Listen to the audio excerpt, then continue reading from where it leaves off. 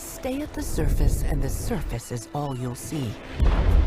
Essential intelligence from S&P Global takes you deeper, where a more prosperous future is yours.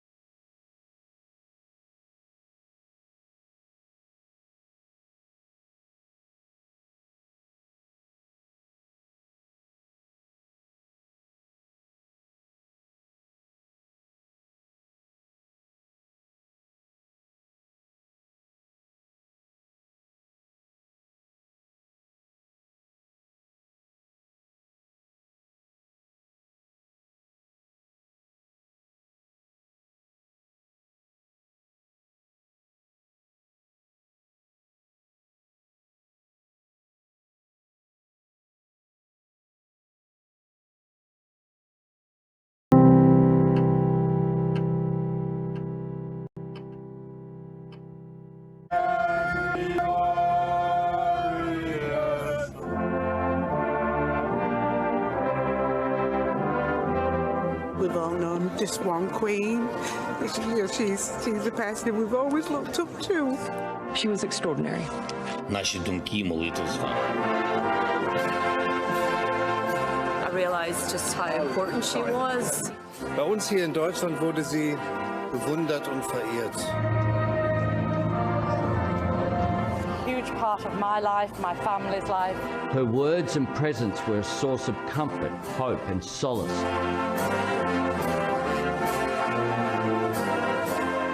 She led this country with great reverence and duty and respect and honor, and I just don't know if there would be another like her.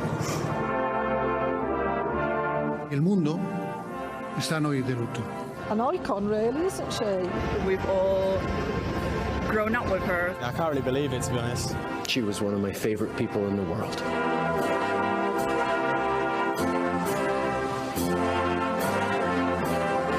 She had a great life and has a great legacy.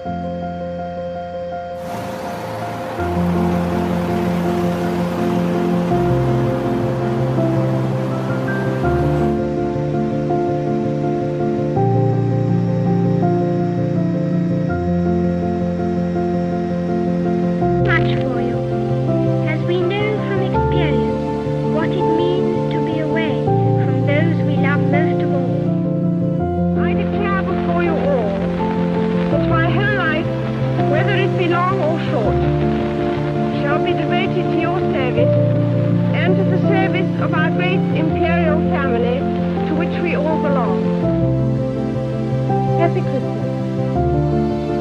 It's inevitable that I should seem a rather remote figure to many of you, a successor to the kings and queens of history, someone whose face may be familiar in newspapers and films, but who never really touches your personal lives. But now, at least for a few minutes, I welcome you to the peace of my own home. 1992 is not a year on which I shall look back with undiluted pleasure. In the words of one of my more sympathetic correspondents, it has turned out to be an annus horribilis. I suspect that I'm not alone in thinking it so. Indeed, I suspect that there are very few people or institutions unaffected by these last months of worldwide turmoil and uncertainty. Since last Sunday's dreadful news, we have seen throughout Britain and around the world an overwhelming expression of sadness at Diana's death. We have all been trying in our different ways to cope. It is not easy to express a sense of loss, since the initial shock is often succeeded by a mixture of other feelings: disbelief, incomprehension, anger, and concern for those who remain. We have all felt those emotions in these last few days.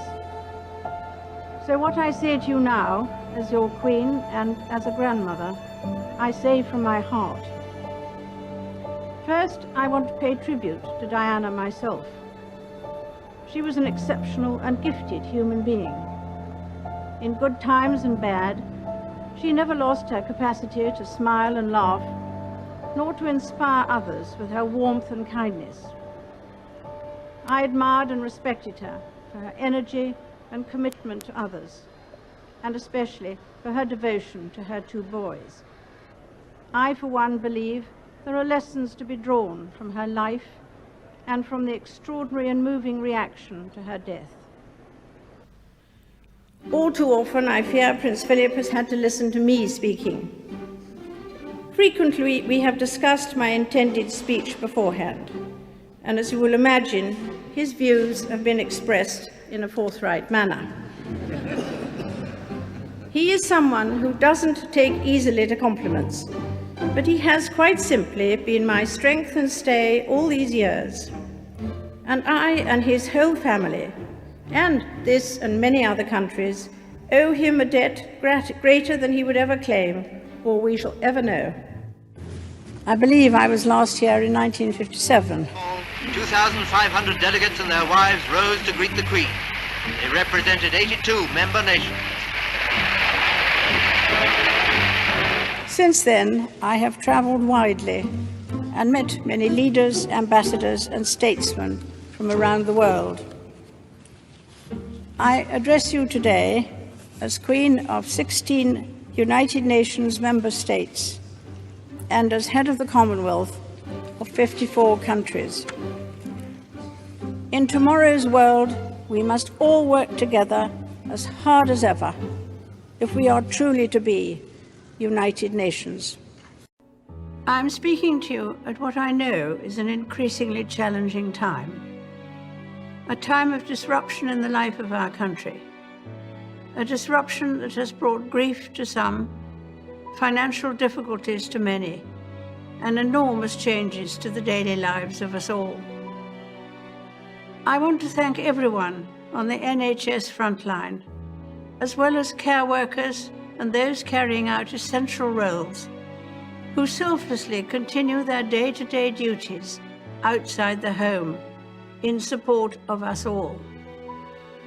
I'm sure the nation will join me in assuring you that what you do is appreciated, and every hour of your hard work brings us closer to a return to more normal times.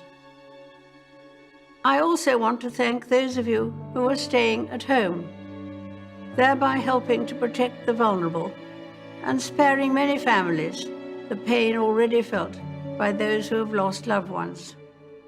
We should take comfort that while we may have more still to endure, better days will return. We will be with our friends again. We will be with our families again. We will meet again. But for now, I send my thanks and warmest good wishes to you all. Remarkably, a year that has necessarily kept people apart has in many ways brought us closer. Across the Commonwealth, my family and I have been inspired by stories of people volunteering in their communities, helping those in need. In the United Kingdom and around the world, people have risen magnificently to the challenges of the year, and I'm so proud and moved by this quiet indomitable spirit. We continue to be inspired by the kindness of strangers and draw comfort that even on the darkest nights, there is hope in the new dawn. I have spoken before of my deep and abiding affection for this wonderful country, and of the many happy memories Prince Philip and I always held of our time here. It is often said that it is the people that make a place, and there are few places where this is truer than in Scotland, as we have seen in recent times. We all know of the difficult circumstances that many people have encountered during the last 18 months. However, alongside this, there have been countless examples of resilience and goodwill. It is a source of great pride to me that the leading role my husband played in encouraging people to protect our fragile planet lives on through the work of our eldest son, Charles, and his eldest son, William. I could not be more proud of them.